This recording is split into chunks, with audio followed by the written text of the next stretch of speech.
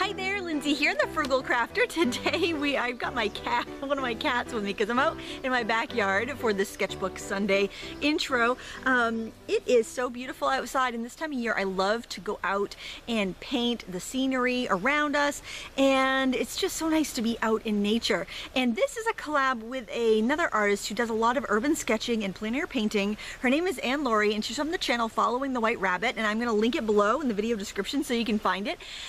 She does a lot of really fun art outings, and I think you'll really enjoy that. In fact, today's sketch that I'm going to do is from one of her photographs in Portugal on the in the bay with some boats. So that's what we are going to do today, and then I'm going to link to her channel in the video description so you can go see the video that she's doing. I'm also going to put a link to the reference photo, so if you want to paint along too, you can, and you can tag us. I'll put a hashtag in the video description so you can hashtag sketch with L and AL, and that way we can see your work. And that way, if you're out and about sketching, then you can share those works with us too, because it's always nice to see what other people are painting out in the real life, out in the real world. In fact, I don't know, I like it anyway. I think it's artwork that's done from life, out and about in nature and in city situations. I just think it has a certain vibrancy and urgency and life about it. So I love to see that sort of artwork. And if you do too, then check out my friend's channel and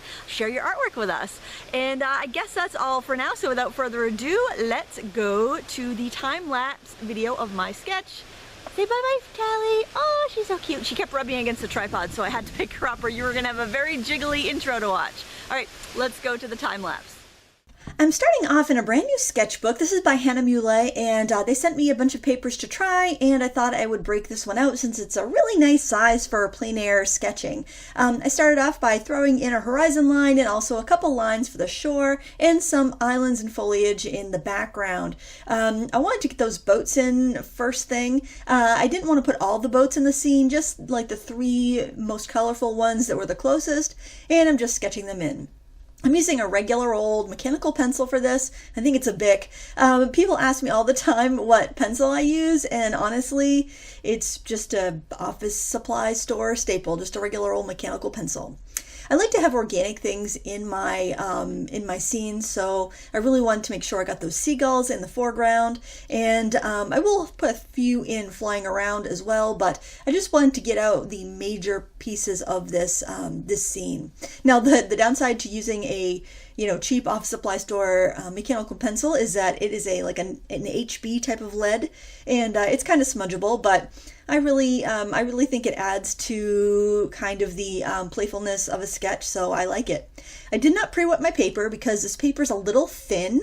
The paper in the sketchbook is very much like the postcard tin that I have by Anne-Laure, and the paper is just, not really suitable for really wet washes. Some of their other papers are, though. These are just like a cellulose watercolor paper that it's great for these quick sketches. I probably wouldn't use it for something that I was going to put a lot of time into. I'd go for a cotton paper for that. After throwing in some ultramarine and cobalt blue for the sky, I did put a little bit of burnt sienna in it to tone it down a bit. I decided to throw in some reflections in the water. So I'm using sap green for the reflections near the land area, and I'm throwing in some cad red and some gamboge for the water reflections. I just want to make sure that I get that in now, wet into wet, so I don't have to fuss with it later. I'm blotting out some clouds just with a regular paper towel, and I'm throwing in some yellow ochre towards the bottom shoreline to make kind of a sandy area for our seagulls to be resting on.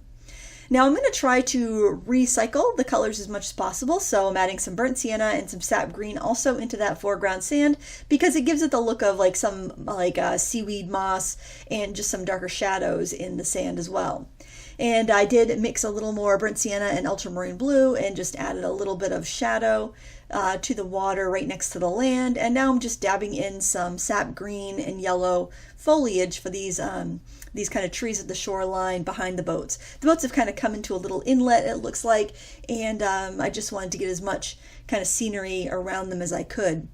I used a little bit of yellow ochre and burnt sienna for some of the sand and ground over on that bit of land kind of poking into the bay, and I'm adding some of my shadows with my ultramarine blue and burnt sienna mix. Everything looks pretty shiny right now because I am working with quite a juicy brush. Although I didn't pre-wet my paper, I still have a very, very liquid paint that I'm working with. And I like to do that so I can cover as much ground right off the bat because I find that when I am doing sketches like this of landscape scenery, I'm actually doing this as if I were painting out and about. I try to do it really quickly so I can kind of set the scene. Because when you are painting outside in real life, light changes, things change, people sail away in their boats, and you have to paint fast. And I think it's a really good practice. Now I'm using an angle brush. You could use a flat brush as well, and I'm using it on its chisel edge with some diluted blue, and I am throwing in some ripples in the water. It also makes it look very reflecty, especially having some of the little white sparkles of the untouched paper still peeking out here and there.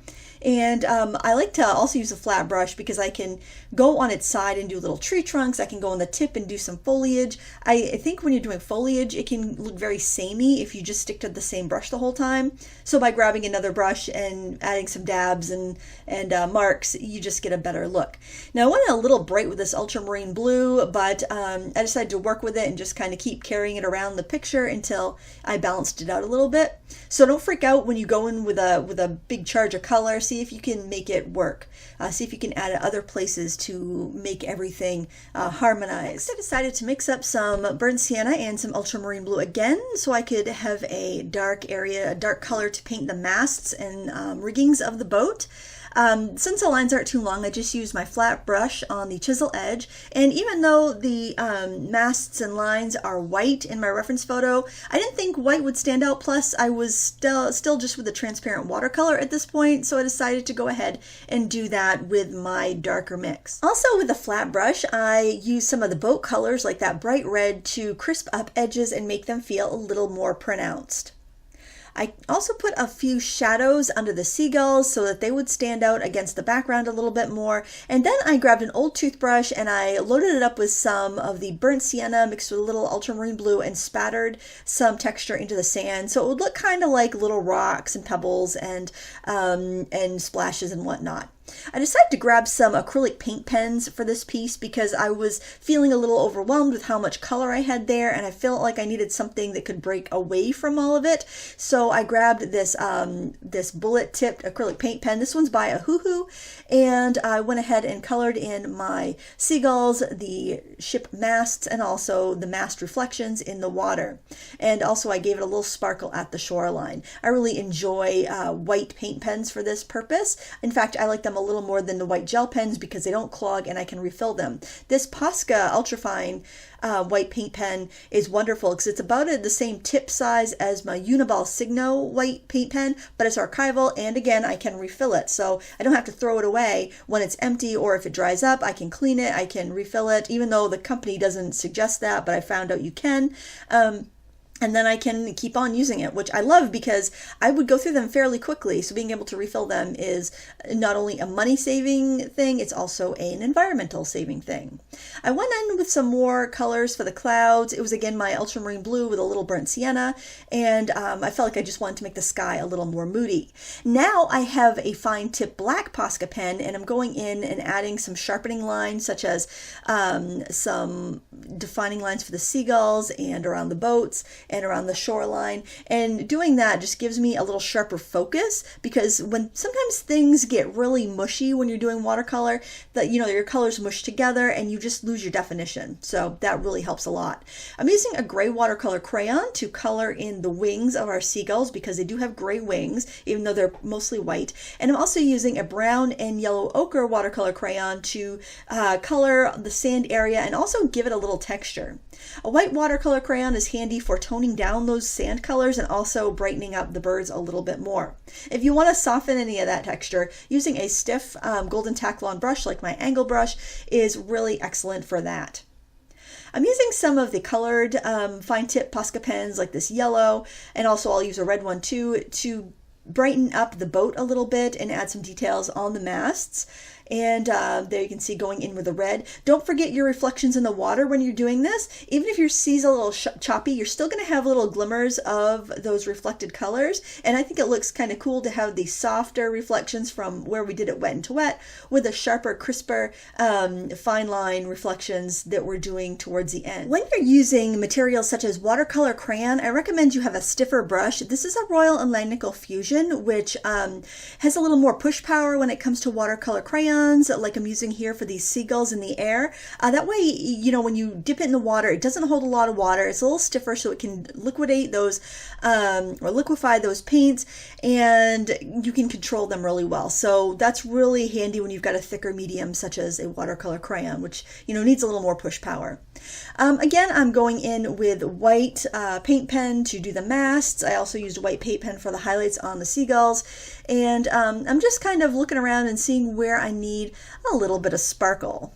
It doesn't hurt to take a break if you are painting in your studio. I mean, when you're painting out in the, you know, the real world, you have to kind of push through and get as much information on your paper as you can. But when you're at home and you have the luxury of time, it does not hurt to take a break and come back to it. Especially with a picture like this, where I felt like I was getting, I felt like I had so many lines and so many colors, and I felt like nothing was really prominent. Taking a little break and then coming back, I could see where I needed to add more color, like adding more blue to make that orange in the boat stand out, or adding shading. You know, it's just easier to see how something really looks once you take a little break from it. So that's something I would recommend if you're at home. And then sometimes I'll take a photo, like if I'm out and about and I'm painting, I'll take a photo before I leave, and then I'll come back and look at the photo and look at my painting a while later, and then I can see what it really needs. Now, something I was noticing was I just didn't have enough value contrast between my boats and the water, and also the seagulls. So I'm using a water-soluble colored pencil. I think this is an Albright Drawer Indigo colored pencil, and I am going in and adding shadows around the boats. I'm adding some depth in the tree line area, like some shadows that the foliage would be casting under the trees. I'm also cooling out that far away shore so that it can be pushed back. And then I'm using my stiff brush because I don't want too much water, my angle brush, and a little bit of water to liquefy those pencil marks that I just put in. So it's a great way to be able to adjust your values so you can give some prominence to your focal points, such as the boats and the seagulls. So I really enjoy having my watercolor pencils and regular colored pencils within reach for that purpose. I recently, and you can find this picture on my Instagram, I recently put up some racks on my table so I could have my color pencils and watercolor pencils and watercolor crayons and paint pens all within reach, and I find that I use them all the time now, whereas before it was kind of a bother to go to the shelf, take the tin down, get out the supplies. It was so much easier having them right out there where I can grab them. Now this is kind of a stencil-y brush. It's a stiff haired brush, and I was using that to kind of dab on some foliage, just dabbing on yellow pretty much over the green to kind of brighten them up, and dabbing on some burnt sienna in the shoreline just to kind of give it that texture. I used the yellow paint pen for highlights on the beaks, and that pretty much does it. Here you can see the finished picture that I did, and now I want to show you Anne-Laure's painting, which I think is just lively and fun and bright, and I encourage you to check out her channel. And if you want to paint along with us, please do, and use the hashtag sketchwithL&AL on Instagram so we can see your beautiful work. And don't be shy, share paintings that you're doing out and about in your community as well. Thank you so much for watching today. I want to thank Anne-Laure for collaborating with me. Until next time, happy crafting.